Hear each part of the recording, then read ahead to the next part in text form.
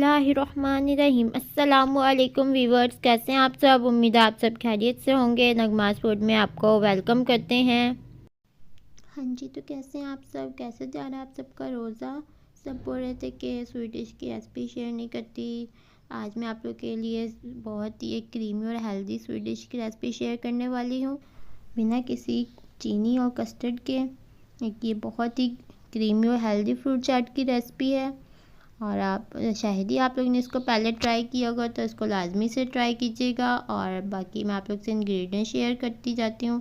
यहाँ पर मैंने ली है जी फ्रूट, एप्पल्स लिए हैं, खजूरें हैं, बनानाज हैं, अमरूद हैं। और दूसरे साइड पर जिन चीज़ों से हम लोगों ने सॉस रेडी करना, यहाँ पर मैंने ली है जी हाफ़ कप दूध, ठीक है।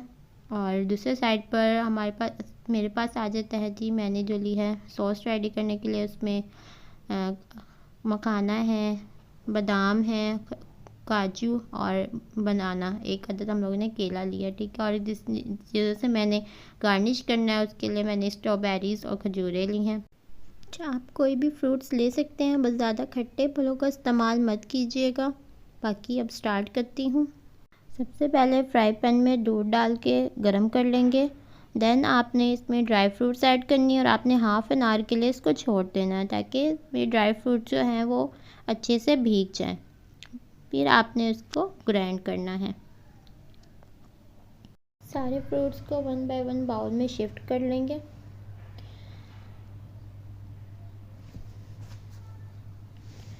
आप लाजमी से ट्राई कीजिएगा, ये अफ्तारी के लिए बहुत हेल्दी रेसिपी है, क्योंकि सारा दिन रोज़ा होता है, रमज़ान चल रहा है, तो सारा दिन रोज़ा होता है, इससे वीकनेस हो जाती है।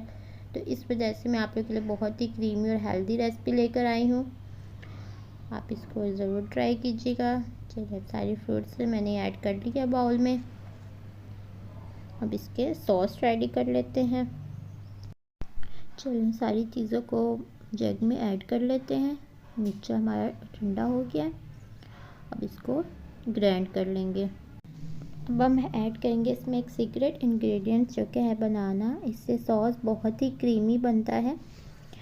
और ज़्यादा नहीं लेंगे, हम लोग एक बनाना है, इसमें काफ़ी है। बाकी अब इसको ग्राइंड कर लेते हैं। अब इसको अच्छे से ग्राइंड कर लेंगे। देखिए कितना अच्छा थिक सॉस बनकर रेडी हुआ है। अब इसको फ्रूट्स बाउल में ऐड कर लेंगे। अगर आपका ज़्यादा थिक हो तो आपने ऊपर से और दूध ऐड करके इसको अच्छे से फाइन पीस लेना है। और इसको अब अच्छे से मिक्स कर लेते हैं।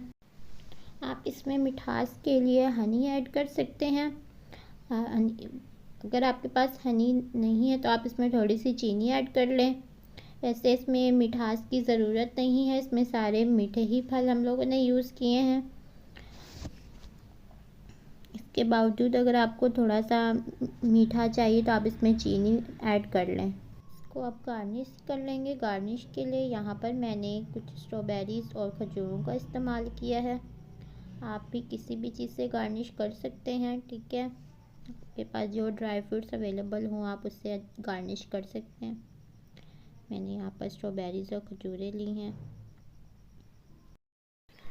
आपको देख के लग रहा होगा मैंने इसमें कोई क्रीम ऐड नहीं की है, कोई कस्टर्ड यूज़ नहीं किया है, बस थोड़े से ड्राई फ्रूट यूज़ किए हैं।